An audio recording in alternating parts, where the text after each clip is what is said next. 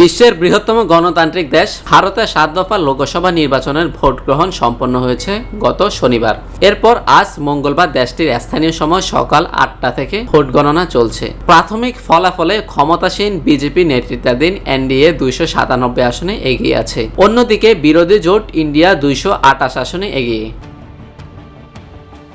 দেশটির প্রধানমন্ত্রী নরেন্দ্র মোদী যখন আর কি বার ৪০০ পার, এবারে ৪০০ ছাড়িয়ে যাব স্লোগান দিয়ে নির্বাচনে প্রচারণা শুরু করেছিলেন, তখন তিনি তার বিজেপি নেতৃত্বাধীন এনডিএ জোটের জন্য ৪০০টিরও বেশি আসনে জয়ী হওয়ার লক্ষ্য রেখেছিলেন।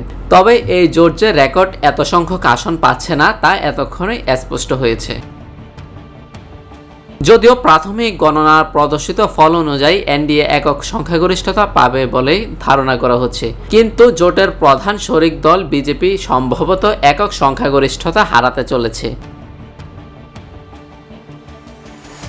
এখন পর্যন্ত ভারতের নির্বাচন কমিশনের প্রকাশিত ফলাফলে এনডিএ ২৪ আসনে জয় পেয়েছে, এককভাবে বিজেপি জিতেছে ২১ আসনে। অন্যদিকে ইন্ডিয়া জোট জিতেছে ৯ আসনে, এককভাবে কংগ্রেস জয় পেয়েছে ৭ আসনে।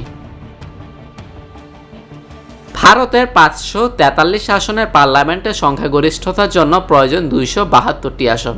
আজ রাতে ভাগ্য নির্ধারণ হবে কে যাবে আবার দিল্লির মসনদে। News desk, TVC news.